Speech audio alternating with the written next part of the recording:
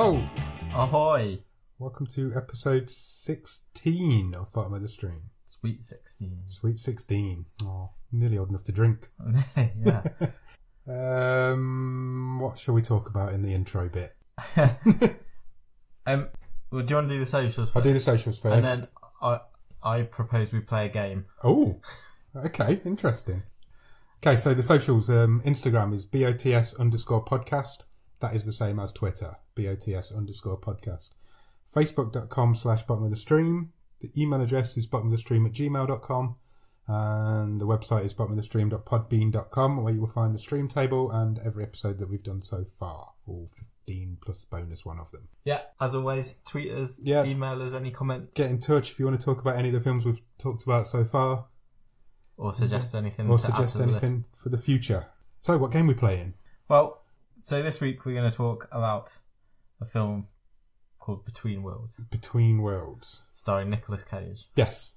And Nicolas Cage has some fairly well publicised financial issues. Okay. Doesn't he? Yes. So, just blows millions of dollars on, comic books. Yeah, he's a crazy person. He owned, 3 castles and, 4 villas and a fleet of yachts and went a bit bankrupt. Yes, he did. He? So, he churns out quite a few films. Yeah. Or he certainly has done over the last few years. He has. He's in everything. So, do you want to play a game of how many films was Nicolas Cage in this year? Was it more than last year? Oh, okay. Let's play that game. Okay. So, I'm going to use Wikipedia. Okay. Because IMDb doesn't necessarily put a year against films if they're in production. Right. It tends to put them against when they actually came out. Got ya. But I've got a list of everything Nicolas Cage has ever done. Okay. So we're not going to go back to the start. No, good. Okay. So should we do the last 4 years? Maybe? 4 years. Let's do 4 years. So I'll start you off. So 2015. Yeah. He was credited as being in 4 films. Okay. That's not many. I would have expected more. So we'll go from there then. So 2016, was he in more or less than 4 films? More. You're correct. Yes. How many do you think he was in?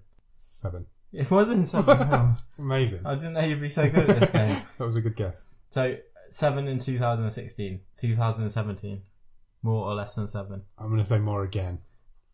No, No? you're correct. Less. Really? Only 3. Only 3. 3 films. Wow, I feel like he's in everything. So last year, 2018, more or less than 3 films. Definitely more. You're right. Yeah, excellent. Any guesses how many? 5. 9 films. 9? What? How do you churn out 9 films? That's crazy. Yeah. One of which is Between Worlds. Okay. So how many is Nicolas Cage in more or less films that he's either worked on or are scheduled to come out in 2019? It's got to be less than 9 is your figure to be. It's got to be less than 9. Let me just double check. It's close. Okay. What did you say? Less? Less. You're incorrect. What? He's making more than 9 films this year? It currently has 10 films listed for 2019. Amazing. Which means he's pumping pretty much one out Film a a month. month. Blimey, And if that's not a high watermark of quality, I don't know. So, what you're telling me is Between Worlds is just another one in a whole great big long line of films that he's been making in the last 2 years. Put it this way, I think He's done 18 films in 2 years. if you wanted to do... 19 films. Yeah, if you wanted to do a podcast on purely Nicolas Cage movies, you're not going to run out of material. What? Maybe that's an idea. If we ever run out of material on Bottom of the Stream, we'll do Top of the Cage. You stop the cage. Excellent. I don't think I could watch that many Nicolas Cage films. Not if they're all like this one. So he's up to sort of around 100 films. That's just films. That's How old is he? not including TV or... Wow. How old is Nick Cage? Nick Cage, how old do you think he is? I'm going to go 50... I mean, he looks like he had a bit of a rough paper round, doesn't he? Yeah, he does. I'm going to go 54. He is 55. Oh, so close. And he's a grandfather. Is he? Yeah. Wow. Okay. Well, he looks like a grandfather. Do you know he's also the first person that we've reviewed on Bottom of the Stream that's got an Oscar? Is he? Yeah. Wow, that is good. I had to double check it, but I'm pretty sure nobody in Bates got an Oscar. No. Nobody in Murder Party's got an Oscar.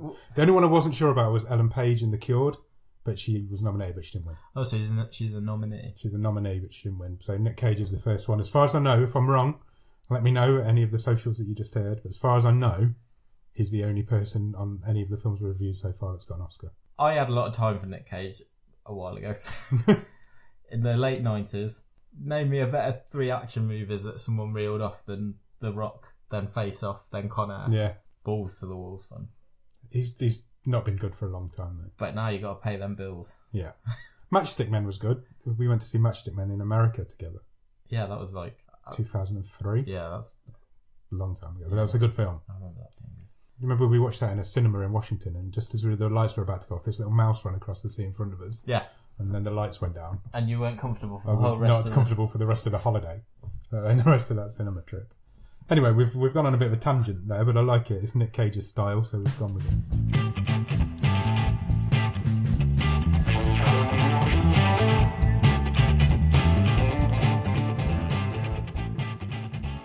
Yeah, so Between Worlds. Between Worlds. It's from 2018. Yeah, it's a 15.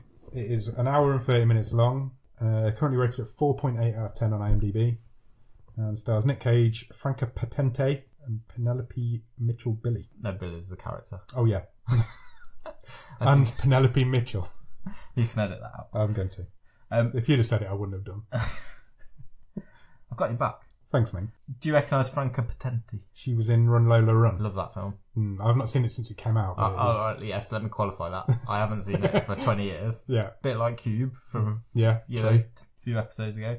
But I remember that being a good film. Yeah. And she was in a couple of the Bourne films. Was she? I want to say the first one, films. and then she got killed in the second one, I think. Nasty. So she's a German actress, and she's pretty good, again. Yeah. In some of the stuff she's done before. And now she's in this. So what's the premise of Between Worlds? I wish I could tell you. Yeah, me too. So, Between Worlds is a film about a woman who can contact the dead or see the future. It's not really... It's not something happens to her when she gets choked, basically. So if somebody's choking her, she can communicate with the dead or the other side. Yeah, so I think getting choked is her go-to, isn't it? Yeah. But essentially, so this is Franca Potente's character. Yeah. Is Julie. She had a near-death experience when she was a girl. Yeah. And she nearly drowned. Yes. And she explains to Nicolas Cage quite early on that she sort of had an out-of-body experience. Yeah. So that's why she was getting choked a few times in this film. Yeah. It's bullshit. Yeah. Let's be honest. Yeah. So that's basically your premise. Her daughter gets into some sort of car wreck or bike wreck. Yes. She wants to try and save her. She does save her by communicating with her, but... Yeah, so her daughter's in hospital. Yeah. And she's been in this bike accident because she's like a street racer, isn't she? Yeah. And she is near death, basically. Yeah. So Julie gets choked by by Nicolas Cage, isn't it? By Joe. And she's able to go and tell her daughter, come back, don't die. That's your premise. Yeah. That's your basic Come back premise. to the light. Yeah. Nick Cage's character Joe just happens to be, he's a truck driver. Yeah, so she meets him. To be passing through. She meets him in a truck stop because he's going into this truck stop shop and he hears a commotion in the toilet. This is the first scene in the film. Yeah. He hears a commotion in the toilets and he hears a woman being choked. So obviously, as he does, he's a hero. He runs in there and breaks it up, beats the guy up, and stops the choking happening. But she's not happy about that. No. No. So she explains her gift. He takes her to the hospital and then gives her a choke. So basically, yeah. So that's how their relationship sets up. She tells it. Did you notice how weird that conversation was when they were talking to each other and she was telling him about it? Because most of it wasn't filmed and it was like we were having to guess what their conversation was. It was really weird. So I felt there was a couple of bits where this film felt like it jumped and I almost thought like I'd missed the scene. Exactly. Now initially I put this down to the fact that I watched this after having had 3 pints. So, fair enough. I didn't, but I think it was actually just badly edited. It was, that conversation definitely was, because it was like I was sitting there thinking I'm guessing most of what they're talking about. Yeah. It's really weird. It's a really weird scene, but you understand from it that she explains to him about the choking issue. So Julie saves her daughter Billy. Yeah. But just as Billy sort of comes round and comes out of cardiac arrest, the nurse sort of sidles over and says to Julie, like, keep an eye on her, she's been to the other side. Yeah, that nurse was weird. Yeah. So you've got a nurse who is also a believer or a communicator with the other side. Yeah, it was. Just dropped in. Yeah. It's nurse exposition. We've seen so many of these characters. Just jump in and tell the story a little bit. And give a bit of plot. Yeah. And then see you She later. pops up again later on as well. It's a strange one. So the daughter wakes up. The daughter's Billy. She seems to know Joe straight away. She seems to recognise him. So she wakes up while Joe is in the room. Yes. And he says, I'm going to go get your mum. I'm going to tell her that you've woken up. And Billy says, don't go. Just want to look at you. Yeah. Because I haven't seen you in forever, which is a bit weird. Bearing in mind she's never met him before. Correct. Her mum's only just met him at the truck stop. Something's afoot. Something is definitely afoot. He takes Julie home at that point, and he keeps falling asleep and dreaming of his wife. Yes. Because his wife and his daughter are dead. Yes. We find out. We don't find out at this point how they died, but they did die. She wakes him up and they have sex. They do the naughty. There's a lot of that in this film. There's a lot of sex in this film. It's just so over the top because like Julie, so she takes him home. She has a vision of them having sex. Yeah. And then literally, I'm not exaggerating, 10 seconds later, yeah, they have the exactly sex, that sex, which is just the same bit of footage you've just seen. Yeah, it's the same. Yeah, it is exactly the same bit of footage. It's weird. So I had to watch them rutting twice. Yeah. For no reason. Suddenly it says on the screen 3 days later. Yeah. So it's just a big black screen with the words 3 days later written on it, which I really dislike in films. And it's a really cheap story. Yeah, so it's 3 days later is significant because that's them bringing Billy home. Yeah, she's coming home from hospital. So she's made a pretty quick recovery. Yeah, 3 days after a bike accident, she's from a near-death bike accident. She seems to have no issue either. A couple of scrapes on her face and that's about it. She's walking around, no problems at all. And she kind of instantly makes a pass at Joe. She does. Yeah, she says... He's in her room at some point and he says, don't leave me, you're always leaving and I don't do well on my own. Yeah. He's starting to get a bit freaked out at this point. Yeah, but his relationship with Julie is sort of developing. Yeah, it's only a 3-day-old relationship. But the road's calling. Yeah, he has to leave. Because he's a trucker. And he was on his trucking duties. Yeah, and he's now 3 days late for his delivery. For his run on whatever he's delivering. He's just decided to stay with this woman for 3 days. So he takes this delivery where it's got to go and he only gets paid $20. Gets his truck repossessed. Gets his truck repossessed. Easy for you to say. Turns out Billy doesn't remember anything from before the accident at all. Yes, because some friends come to visit her. Yeah, a couple of stoner friends come over. She has no idea. She makes out that she does, but she has no clue who they are. And Julie offers Joe a place to stay. Yep. So he goes back. He goes back to them. Because he's lost his truck, and all his worldly possessions are in that truck. So she she says to him, "Do you want to stay here for a bit?" So he does. Yeah. So they fire up a load of weed. Yeah, smoke some weed and do more naughty. And Billy just sort of stands and watches them. She watches them in the doorway at one point, and the film was really weird. Creepy. This is the most unerotic film I've ever seen in my life. Absolutely. It's really bad. It's really bad. It's really bad.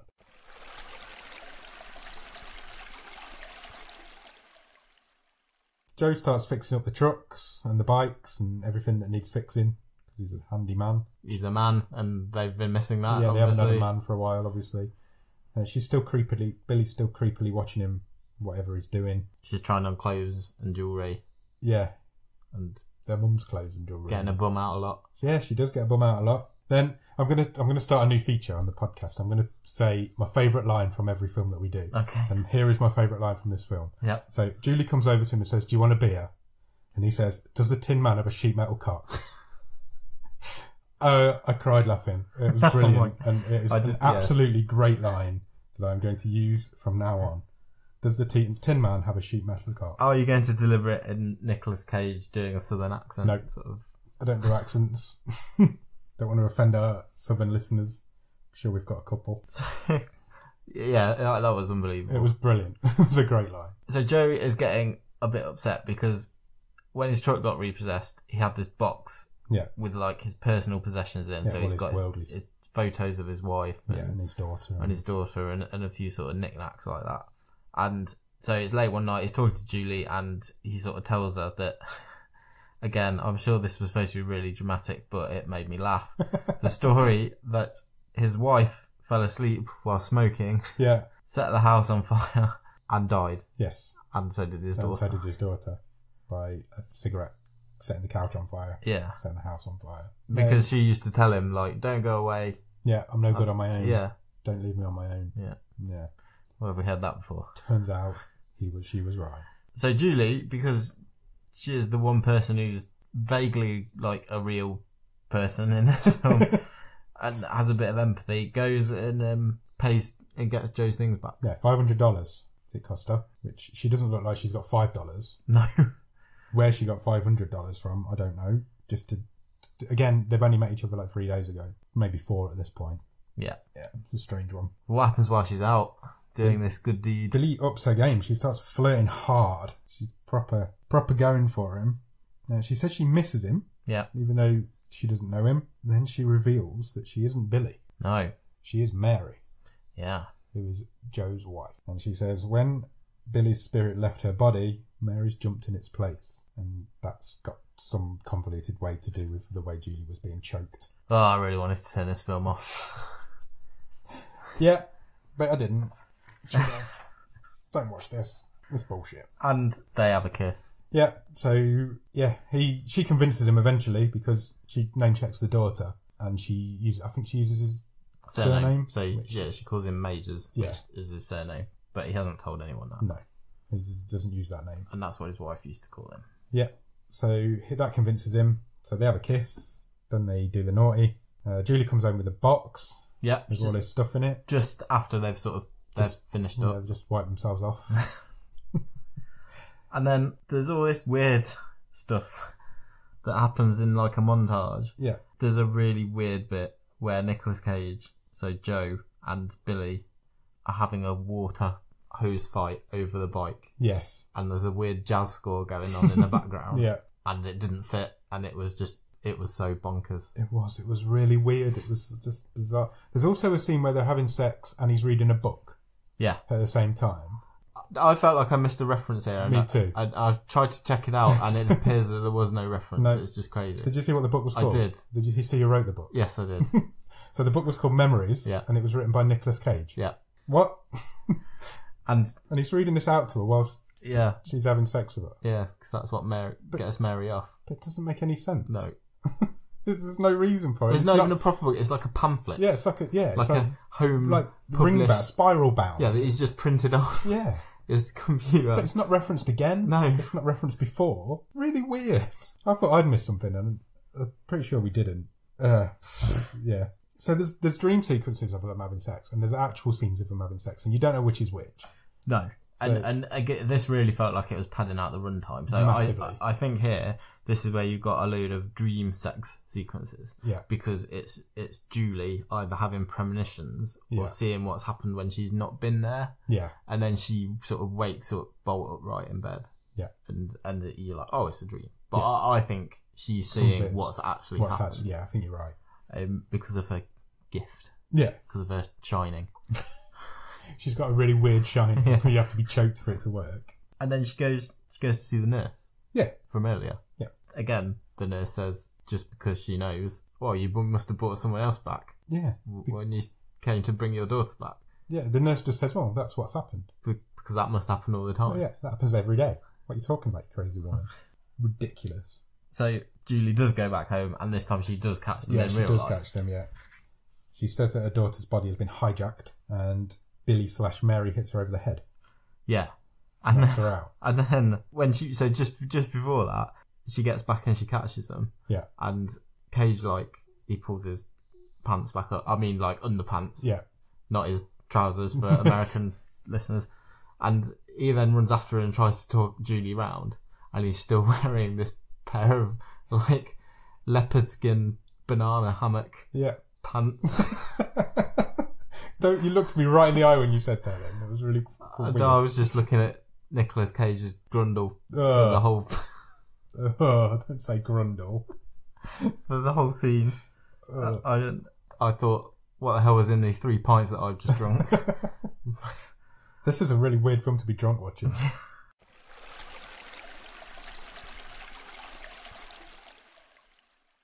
Do you know what's the weirdest thing about how weird this film is? Go on. Nicolas Cage isn't that weird in it. No, it's probably the most normal thing in it. I've seen him do much more mental performances. Yeah, he plays drunk truckers quite a lot. Yeah. And this is just him playing until drums. right at the end where they let him go a bit. Yeah, they do. He does. Yeah, just do whatever you want, mate. Yeah. So yeah, that happens, and then Billy/Mary and Joe go to their stoner friend's house. Are they having a party or? Yeah, just... I think so. It was Mike with one of them, and I didn't catch the other one's name. I think it's Rick. It doesn't matter. No, it really doesn't. He gets killed quite quickly. Yeah, so they're just after his drugs. Yeah, I think so. And Joe kills one. Yeah, I know. Yeah. Joe accidentally kills one of them, doesn't he? Yeah, he shoots one in the stomach. Yeah. In that traditional film scene where you wrestle a gun between your two stomachs. And it goes off, and you don't know who it is killed, but you really do, because Nicolas Cage. Because in every film ever. Dying. Not yet. Nicolas Cage ain't dying. So they leave with his drugs. The surviving stoner friend goes to see Julie to find out what the fuck's going on. Yeah. Why have Billy just broke in and killed his mate? And they go off together and try and figure it out. Yeah. It's all on you for me. My notes get a bit... just scrolled. Yeah. So they go back to their old house, and Julie explains to Mike, who's the stoner friend, that he has to choke her. Yeah. Because that's what happens in this film. Doesn't she want? Because she wants to find out where Joe and Billy are holed up. Yeah. They find out, and they go to the house. So now we've got all our characters in the same house. Mm-hmm. They confront each other. Billy, who is now Mary, says to Joe, or says to the room, Sarah was dead before the fire because she'd killed her. Yeah. And then burnt the house down. Yeah. Joe starts to hear Sarah calling for him while this is going on. It's all gone a bit crazy. So this is where they let Nick Cage be Nick Cage. It all goes a bit crazy. Billy/Mary shoots Julie, and they both go over to the other side. Yeah. Where Sarah's there, the kid. Billy's somehow now back in her own body. Yeah. Just happens, just one of them things that happened. Joe, what does Joe do? So, music starts playing. Yep. It's Leader of the Pack. It is. I don't know why. No. Again, seems totally out of place. Joe covers himself in petrol. Yeah. And sets himself on fire. He does. Because he can't cope with any of these revelations. Because it's all a bit too much for him. It's all gone a bit crazy. He's gone batshit crazy. He's sexed out. He's had lots of sex. Done lots of naughty. Turns out his dead wife killed his daughter. And then herself. And the house. And he sets himself on fire. And so Julie's dead. Yeah. She gets shot. The house gets burnt down. Billy and Mike escape the burning house. She ain't got a fucking clue what's going on because she's not been in her own body for 3 days. No, she's got no idea the amount of things Nicolas Cage has done to her. And then the very last scene of the film. You're going to have to explain this to me. Again, I thought I'd fallen asleep and woken up. I don't know. So it goes dark. Everyone's dead. Yeah, everyone's dead. Everyone's all escaped. And then it goes light again, and there's a young Joe as a child who has a gun, and he pulls this gun on his dad, and the screen fades to black, and that's the end of the film. Yeah, you heard this gun. There's a gunshot, but you don't see who got shot or anything. What? Had he gone back in time? Was it a memory? There has been no reference to Joe as a child during the whole film. His mum or his dad? Or his mum or his dad. Any childhood issues or problems? It was like the ending of a completely different film. It was literally like the ending of a different film. It made no sense. There was no need for it to be there because the scene at the last scene with Billy and Mike in the car was fine. It was weird, man. And that's it. That's it. That's the end of what's it called? Between Worlds. I keep getting it mixed up with Bottom of the World, which was a few weeks ago. Between Worlds. That's the end of it. I never want to see it again. It was really ridiculous. This was fucking terrible. I'm not saying this is the bottom of the stream. Yeah. This is the least I've enjoyed watching any film that we have watched. Wow. Really? Yeah. I cannot find a single positive thing in this. Okay, that's interesting. I'm down on it, don't get me wrong, but I wouldn't have said it was the worst film. I'm not sure it's the worst film, that's what I'm saying. I'm not sure it's at the bottom of the bottom. It's not. We'll talk about it in a minute. Yeah, we'll go there. But this is the least fun I've had watching a film since we've started this. It's bollocks. It is 100% bullshit bollocks. It's a terrible film. Feel free to step in if you want to give me a redeeming feature, but I can't think of any redeeming features to this. No. If you're enjoying these 10, 20 films that Nicolas Cage is churning out a year, then maybe you'll get something out of it. But I don't think anybody is. He's just out there making money, and that's all he's trying to do, I think. And I understand that. That's fine. He's just taking on anything because he must be. Because you read that script, you're not going to take that film. Like I say, he doesn't even get to be that crazy in this. No, he's just playing a normal drunk trucker. He gets to roll around with... Sets himself on fire at the end. Two semi-naked women, which might have been the appeal to That's this probably script. probably thought, I'll go for that. Nothing happens for the first 45 minutes. No. But you know exactly what's going to happen. Yeah, it's paint by numbers. It's just... It feels like bits are missing from this. Definitely. That conversation at the beginning shoddy. You just watch that scene on its own, that first conversation between Joe and Julie. It makes no sense. You have to fill in the gaps yourself. Do you know what the worst part of this is? Go on.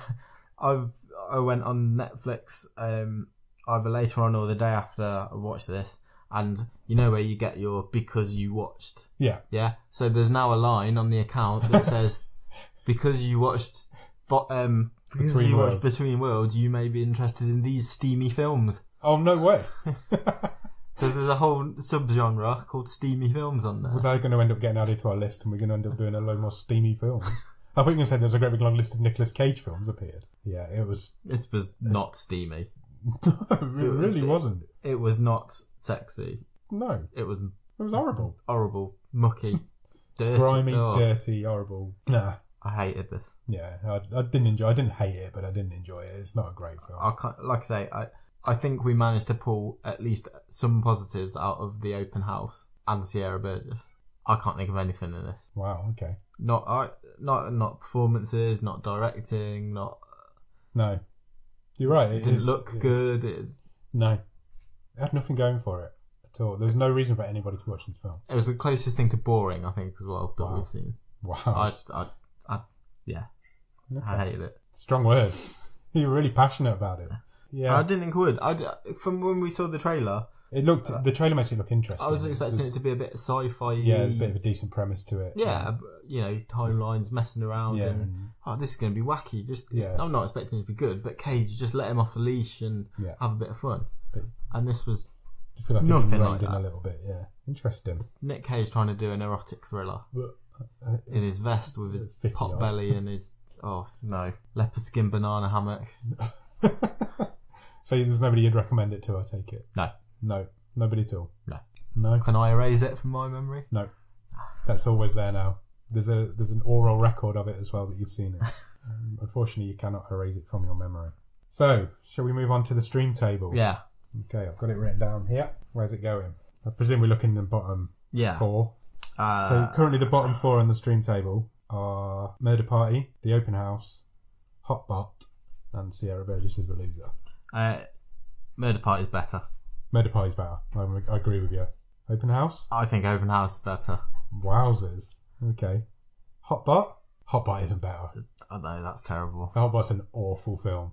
This is on that sort of level. Yeah. So the debate you've got to have with yourself now is it better or worse than The Open House? I would rather watch The Open House again than watch this again, personally. What about you? Yeah, I think you're right. The Open House is a bad film, but it's made a lot worse by its ending. Yeah. If The Open House had a decent ending, it'd probably be further up the list. Yeah. And this is a bad film from start to finish. Yeah. So this isn't fun. There was bits in The Open House I way remember because that was months ago. That was episode 1. Yeah. But there were bits in there that I found a bit endearing. Yeah. There's some good performances in it. Dylan Minette's really good in it. Yeah. Like I say, I can't think of anything positive about it. So it's worse than The Open House. Is it worse than Hotbot? That's like asking me to choose. Choose your least favourite. Yeah, I would. Again, if you put a gun to my head and tell me I've got to watch one again, I'm watching Hotbot again. Really? I think I am. Yeah. Okay, that's interesting. I'd watch Sierra Burgess again rather than this. Wow. What? But because of the well argued and well discussed moral issues with Sierra Burgess, I don't feel that it can be replaced at the bottom as the worst thing we've seen. It isn't worse than Sierra Burgess as a loser. It isn't. I'd personally, I would have this under Hotbot, but what do you think? Put me on the spot. I don't think I would. If you handed me both films now, that's a tough question. They're very close. Very, very close. I'm gonna say I'll let you have it. I like you said the other week, it's too close for me to argue. They're both they're both terrible films, and it doesn't really matter to me which order they go in. So we'll keep Sierra Burgess as a loser at the bottom, but you want to put Between Worlds just above it. 15 out of 16. 15 out of 16. Yeah. But Between Worlds, worse than Hotbot. Yeah. Blimey. I thought it'd take us weeks to find something worse than Hotbot, and it didn't. I feel that we're on a bad run. We are. We need to bring it back. I feel the randomizer has not been kind to us the last few weeks. The bottom of the stream is not being kind to us. We're dredging. Well, we had the last 3, so we've had The Cured, Hotbot, and now this, Between Worlds. Yeah. We've got to be due. Yeah. Because they've all been pretty poor. Yeah. Okay. Okay. Let's hope something good comes out of this bag this week. Should we want to pick it? Yeah, just don't watch this film. Definitely don't watch this film. If you've watched it, tweet us and tell us why the hell you've watched it. The people have probably watched it because we tell them to watch it before they listen. We're doing this because you don't have to. Yeah. If you've watched it because you thought, I watched that and then I'll listen to these two guys talk about it, apologies. Yeah. Really sorry.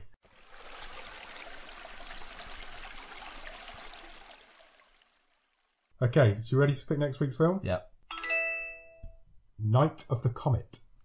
Okay. I'm not sure. Oh God. I'm not sure I have a good feeling about this. So let me just bring that up on IMDb. If you can hear a cat in the background, by the way, we're at Nick's house recording this week. So yeah, we're in the lifeboat this week. We are. He's got 2 cats and they're noisy. Interesting. Okay. Night of the Comet has just come up on my phone, and Night of the Comet is a film from 1984. Oh, wow. So this is by far the oldest film we've done. Oh, wow. Previously, Cube was the oldest. What was that? That was like 97? So it's 13 years older than Cube. Blimey. We're only 3 years older than this film. It is a 15. It's on for 1 hour and 35 minutes. It is classed as a comedy horror sci-fi film. And here is the synopsis. A comet wipes out most of life on Earth, leaving 2 valley girls fighting against cannibal zombies and a sinister group of scientists. Okay. Sounds interesting. From the poster, it looks very 80s. Wow. Do you want to watch the trailer? Yeah, go for it. Okay. Did you ever wonder what it would be like to be one of the last people on Earth? We're talking Ghost Town! Who would you see? There's nobody. There's nobody. What would you do? Hey, I'm sorry if the end of the world makes me a little nervous. Where would you go? The stars are open! Well, get ready to find out, because the comet is coming into your orbit. The legal drinking age is now 10, but you will need ID. Let's be real. It's the Night of the Comet. What do you give me if I come back? Texas? Night of the Comet. I'll be taking requests from all you teenage comet zombies. The night the teenagers ruled the world. Yeah! Night of the Comet. The burden of civilization is on us. Fiction, isn't it?